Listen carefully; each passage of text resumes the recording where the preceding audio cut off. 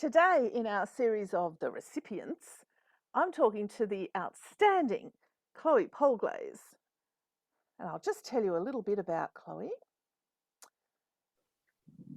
Chloe, by sharing her lived experience, directly contributed to a significant policy change that will positively impact children with disability around Australia.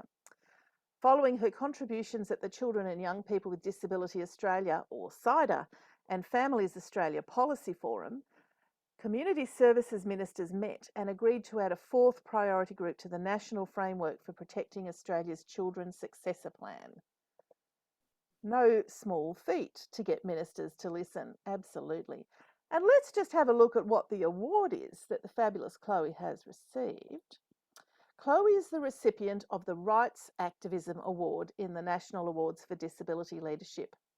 This award is given to someone for advancing the status of disabled people by using human rights mechanisms, including the Convention on the Rights of Persons with Disabilities.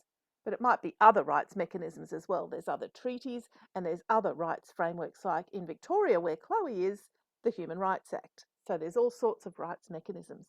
Congratulations, Chloe, and thanks so much for making time to talk to me today. Thank you so much, Christina. It's great to meet you at last. I'm really excited.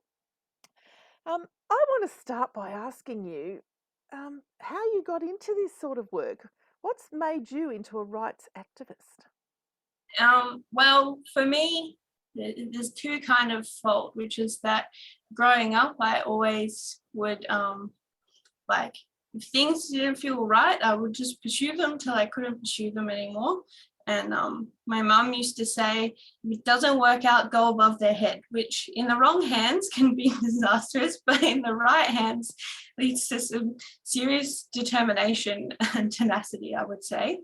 But the other is at university, I was quite involved with student advocacy, in that there were some things that weren't going right in my course, and I would look up the policies and then I would present the policies and be like, you can't do this.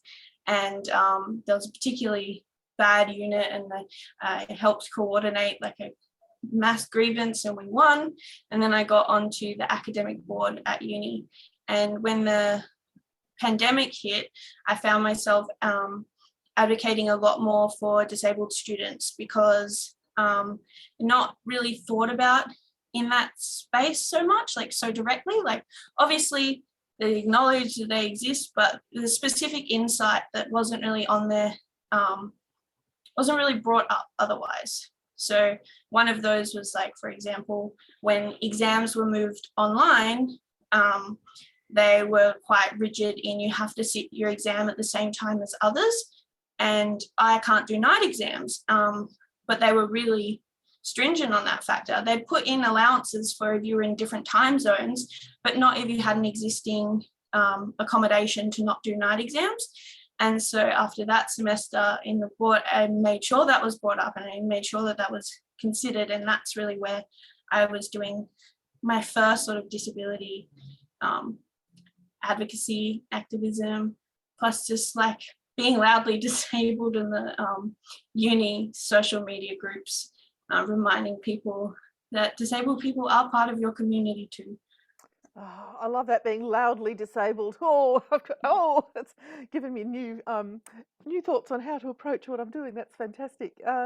It's interesting, isn't it? Because we don't just turn up and win an award. There's a whole body of work that comes into it, and you've done a lot of work now through CIDA, Children and Young People with Disability Australia. But what are some of the other organisations that you've been involved with along the way?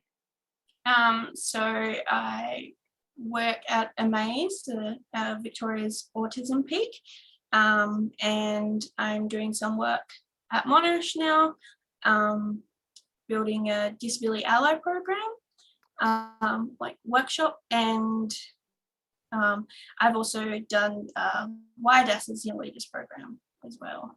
So the fabulous Youth Disability Advocacy Service, for those people not in Victoria who really have done some outstanding work. So You were telling me just a little bit ago about doing their leadership program, which is tremendous for anyone who needs to know that.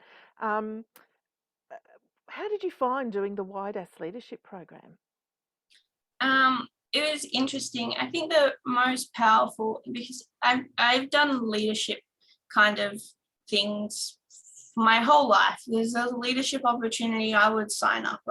Someone asked me if I'd heard of SMART goals the other day. I was like, do you think that I am where I am without SMART goals? But so I think one of the biggest things for me was connection to like other young disabled people in my state particularly.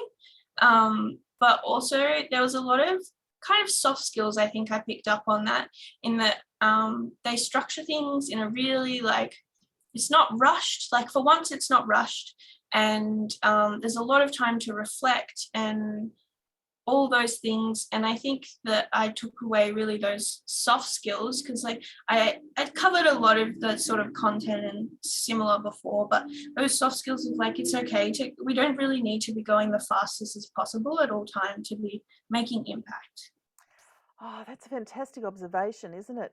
It leads me to wondering, what are some of the barriers, the challenges, the roadblocks that you've come across as a disability activist, and speed is one of them, not doing stuff at night time you've mentioned. What are some of the things that have got in your way that you've smashed through, or that you've got people to get out of the way? Um, it's interesting because it's so context dependent. I'm lucky to work, the organizations I've worked with have all been really super accessible, and that when I get opportunities through them, they're there to knock down the barriers for me. But I think being young is quite a barrier. I remember I was in a meeting with an important minister, and there were two other young people and then a bunch of CEOs and researchers of disability orgs. And one of the politicians there went, "We're all professionals. Oh, and the young people." And then we're talking about the NDIS, and only one of us was on the NDIS. The other two of us were just advocating for young people on the NDIS, but we got shut out of the conversation because we didn't have lived experience. So clearly we couldn't provide any information or insight. And I was like bursting at the seams to speak. I'd been frantically writing notes in a rebuttal.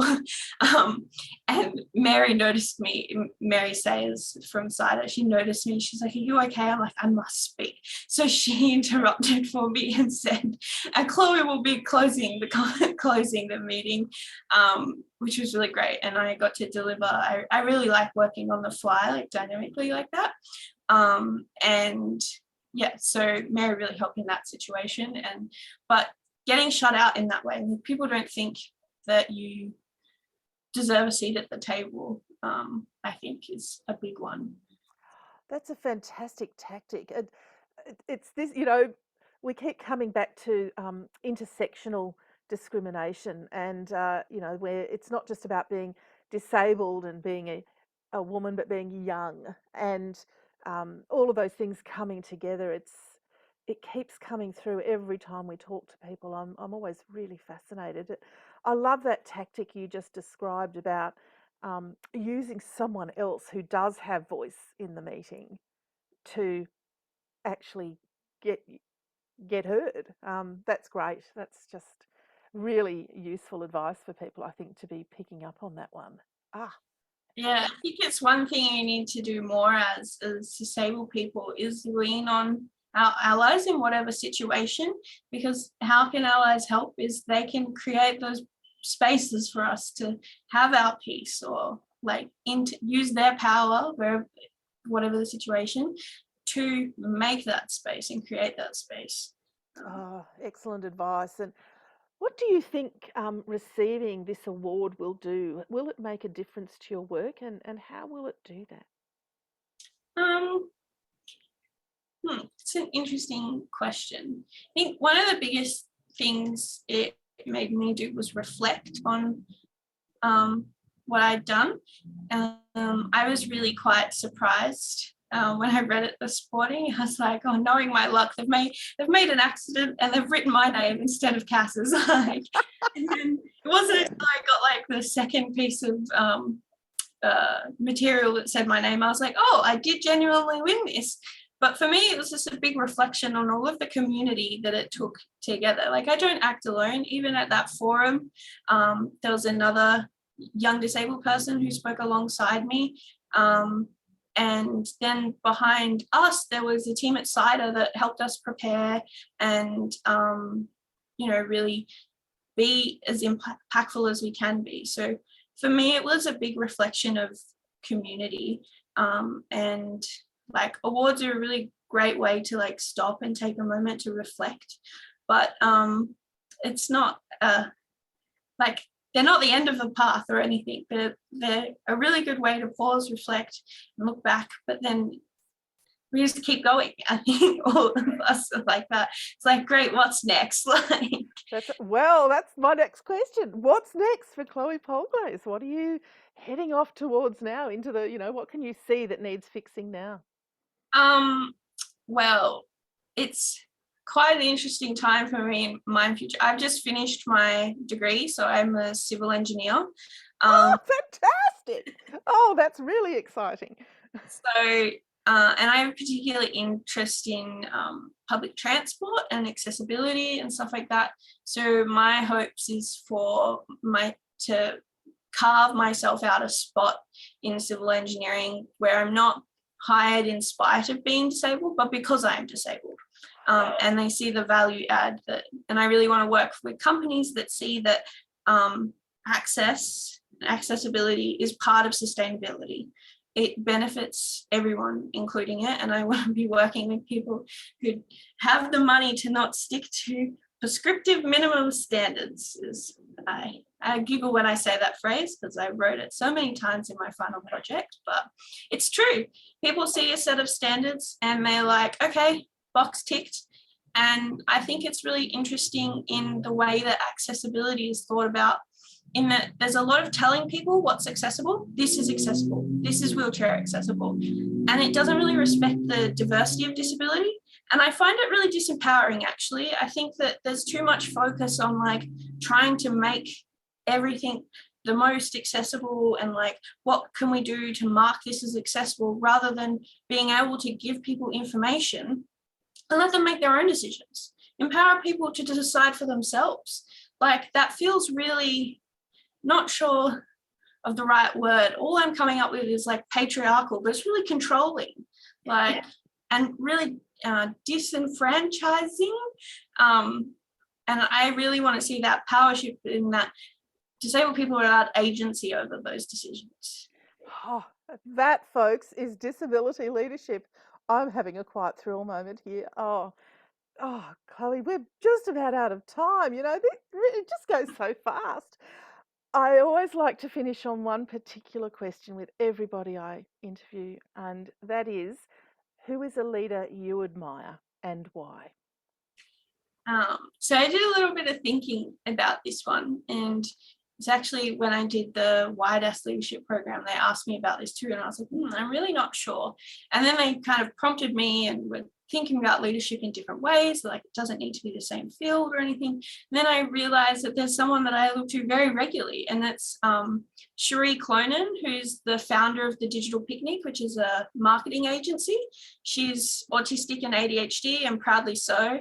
And she does a lot of speaking about industry disruption and stuff like that, and really shakes things up and really sticks by her values. And she's led in such a way that all of her clients are values aligned now, because people want to work with her for who she is. And yeah, I think that's really incredible. Oh, that's wonderful stuff. And Chloe Polglaze, thanks so much for speaking to us today. I've really enjoyed our conversation. It's been totally enlightening, and I think it's really clear to me why you are the 2021 recipient of the Rights Activism Award in the National Awards for Disability Leadership. Congratulations once again, and thanks. Thanks so much, Christina.